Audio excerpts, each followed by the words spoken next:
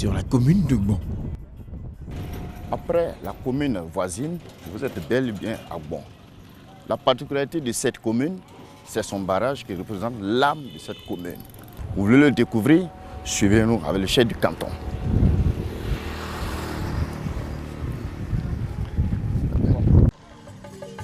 Avant de visiter ce qui fait la fierté et la particularité de la commune de Gbon, nous rendons une visite de courtoisie au chef canton afin de nous imprégner de l'histoire de sa localité. À l'aide d'un grelot, le griot, comme aux temps anciens appelle la population à venir écouter, être solidaire au message du chef canton à notre endroit. De sources anciennes, il ressort que le fondateur de Gbon fut un chasseur venant du Mali nommé Tchoboui Bamba. Celui-ci installa son neveu dans sa forêt de chasse où vivaient des cynocéphales, un genre de singe caractérisé par une physionomie plus bestiale que celle des autres singes.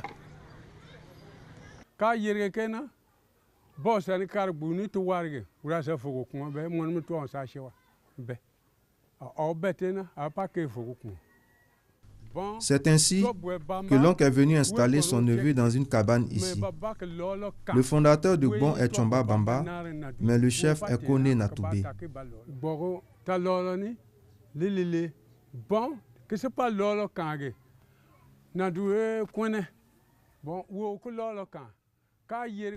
Le chasseur de Gbon avait un instrument de guerre. Quand il allait en promenade, il le tenait dans sa main. Cet instrument lui servait de protection.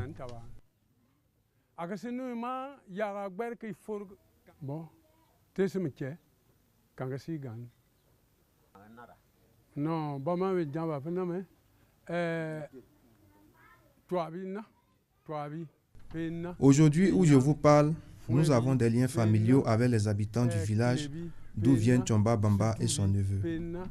Quand un Koné du village de Gbon va au Mali, il est en famille.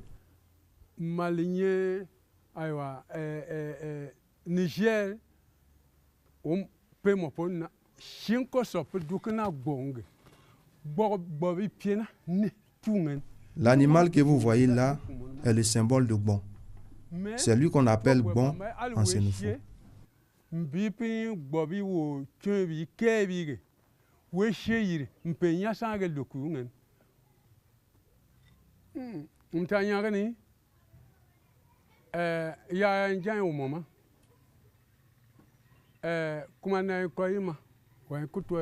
Gbon a évolué.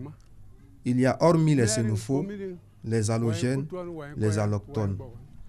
Il n'y a pas de différence entre Gbon et Kouto. À Gbon, ici notre particularité est notre barrage qui nous permet de pratiquer la pêche, d'avoir le riz local. Vous aurez l'occasion de le découvrir.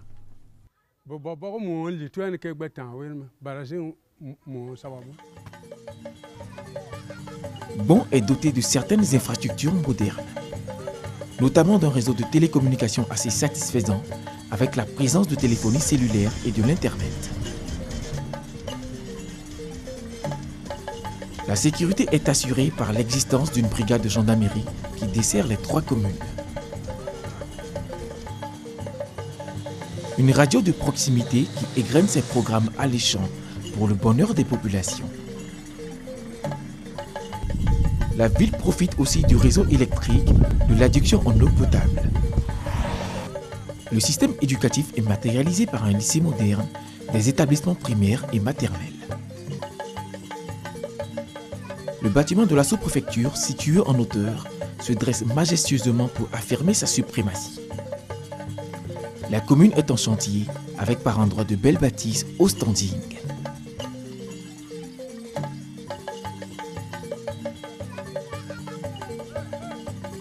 Malheureusement, l'hôpital de Gbon est dans un état de délabrement avancé. Sa toiture emportée sûrement par des vents extrêmement violents. Ses seuls patients, apparemment, sont les ovins et caprins errant dans l'enceinte de l'hôpital à la recherche de pâturage pour leur santé alimentaire. Malgré tout, à l'entrée, l'hôpital souhaite une bonne santé à ses patients.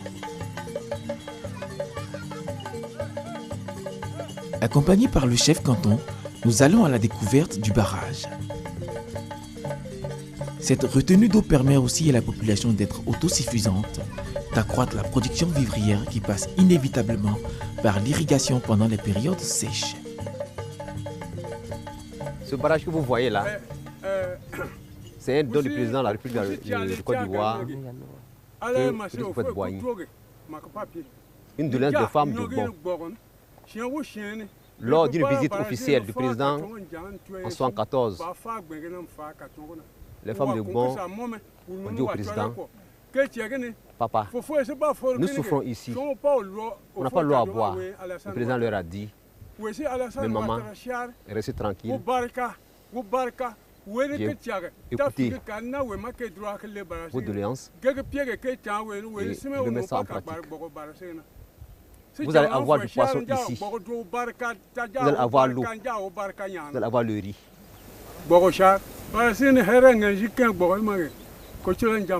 L'eau que vous voyez là, nous pêchons là, nuit et jour.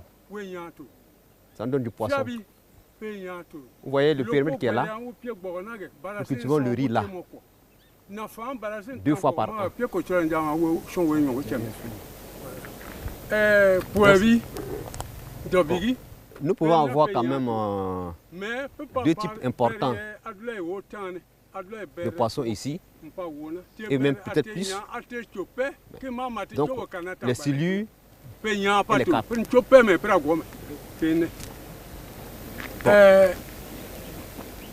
La consommation est plus que la vente. C'est quand on en a abondamment qu'on vend. Donc aujourd'hui à Gbon, la plupart de la population de Gbon pêche ici. Donc c'est fait pour la consommation. Ce que j'avance, c'est que le barrage que vous voyez, la population vient pêcher pour consommer. Et pour le moment, rien n'est demandé comme taxe. Il n'y a pas de règles. Celui qui est intéressé, il vient pêcher pour sa consommation.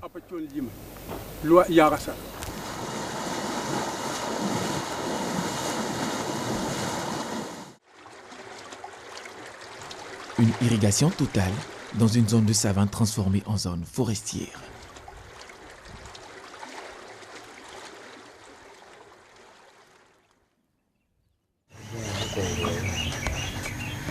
À Gbon, les femmes gardent intacte la méthode ancienne de la transformation du coton et du riz.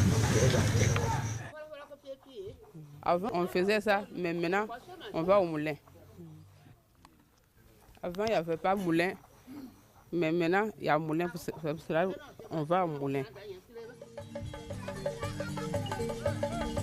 Notre carnet de bord marque la commune de Kouto.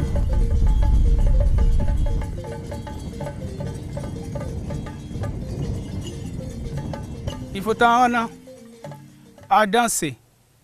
Soyez les bienvenus à Kouto. N'entendez pas par couteau un couteau dont on peut s'en servir pour trancher le bras ou le pied à quelqu'un quelconque. Non. En ce qui concerne la signification de couteau, les patriarches de Kouto s'en chargeront de vous livrer le message. Moi, pour ma part, je vous invite plutôt à découvrir les merveilles de Kouto, cachées à l'intérieur de Kouto. Veuillez me suivre.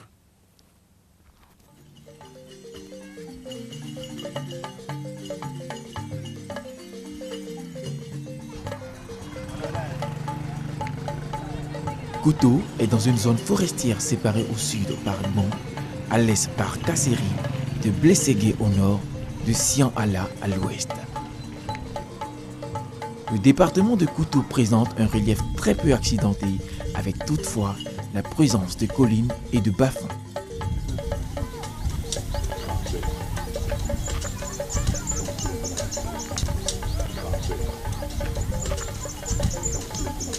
Sa population active s'adonne à l'agriculture et au commerce. La ville de Kouto est le chef-lieu du département de Kouto. Il est situé à environ 750 km d'Abidjan dans la région de la Bagoué. Kouto a été érigé en commune de plein exercice depuis 1985. Depuis lors, 3 maires se sont succédés. Et je suis le 3e maire élu depuis avril 2013. Couteau est composé essentiellement de malinké et de senefo.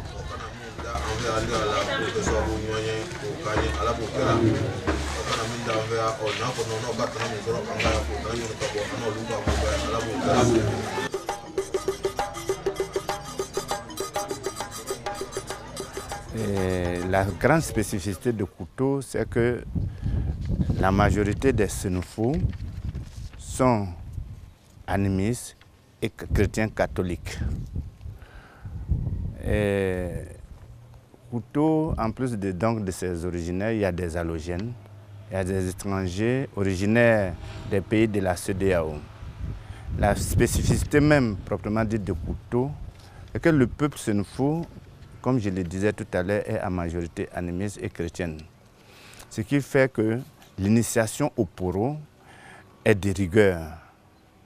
Par rapport donc aux autres communes du département de Kouto, c'est ça qui constitue la grande spécificité de Kouto. Depuis mon élection, ma première action était de faire élaborer un plan stratégique de développement de la commune de Kouto et un plan d'urbanisme directeur par le BNET, qui est un bureau de renom international. Et c'est ce qui a été fait dans un premier abord. Les cultures industrielles sont le coton, la mangue, l'anacarde.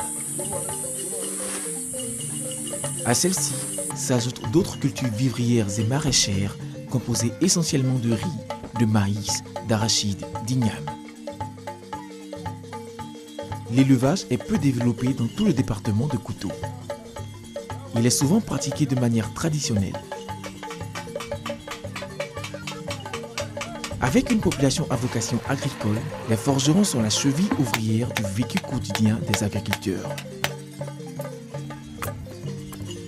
Bon, depuis l'âge de mon grand-père, je suis debout pour trouver mon grand-père lui fait. Après lui, mon papa lui fait. Donc mon papa m'a appris ça là. Donc nous on va au champ. C'est l'arbre là on s'en coupe. Quand on coupe l'arbre là, on vient en raboter. Quand on rabote, on met ça sur d'aba. Quand on met sur d'aba, on vend ça à les senefo. Quand on vend à senefo, les senefo prennent ça pour aller travailler au champ. Donc la nourriture qu'ils gagnent, ils viennent vendre ça aussi. Donc souvent il y en a qui viennent nous donner la nourriture, souvent il y en a qui viennent nous donner l'argent. Donc quand ils nous donnent l'argent, c'est ça on se défend. Parce que nous, ça là c'est notre métier. Dès qu'on dit qu'il y a un forgeron là, tu dois apprendre ça là, jusqu'à ton petit, jusqu'à ton âge. Quand tu fais ça, tu te nourris avec ça. Parce que nous, on ne connaît pas autre travail si ce n'est pas ça là. Si tu ne fréquentes pas, tu dois apprendre ça là. Pour savoir si tu te défends. Donc, c'est pour cela que je suis là fait. Si ce n'est pas important, bon, on ne pouvait pas trouver que nos parents sont là fait. Nous-mêmes, on sait que bon, quelqu'un n'a qu'à nous aider. Parce qu'on a les solutions pour travailler, mais on n'a pas les moyens pour bien travailler. On est nombreux aujourd'hui, on n'est pas pu rester dans un seul coin. Il y en a qui sont dans le salle d'artisanat. Donc, les vieux, eux, ils restent ici. Le travail qu'ils ne peuvent pas faire, ils nous envoient ça à la salle d'artisanat.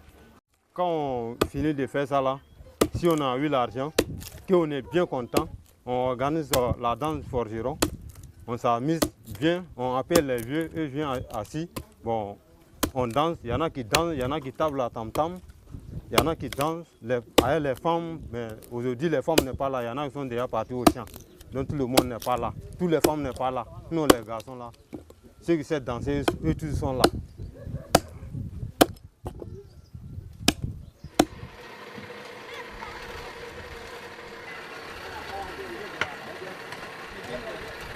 Après le travail de la forge, place aux démonstrations acrobatiques et à la danse des forgerons.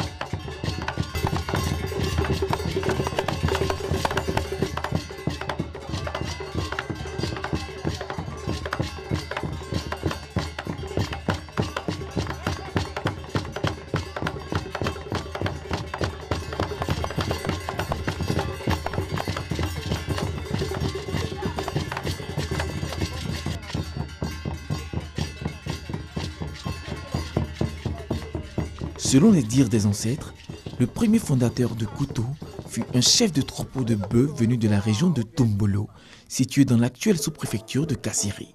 Quand il est retourné chez lui à Tombolo, arrivé là-bas, il a fait le compte rendu à ses aînés en leur disant que j'étais venu perdre mon troupeau. Arrivé à Samorosuba, on m'a montré un espace vraiment qui est vraiment bien. Et j'ai pris le temps vraiment de perdre mon troupeau. Je suis venu vous dire que, en tout cas, cet endroit-là, il est bien, mais je vais retourner. Quand son frère est arrivé, son frère l'a trouvé là. Donc son frère l'a installé. Et quand il l'a installé, il a quitté cet endroit-là pour aller un peu plus loin.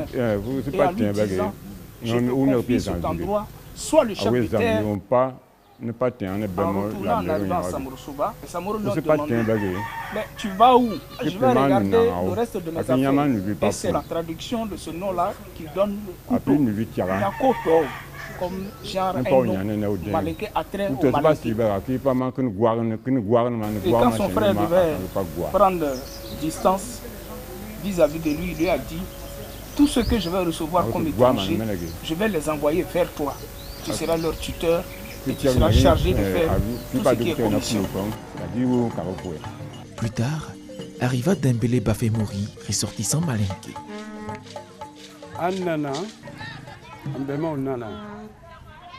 Ils sont arrivés ici en tant que commerçants et en tant que croyants musulmans. Et ils ont trouvé des solutions ici à leur arrivée.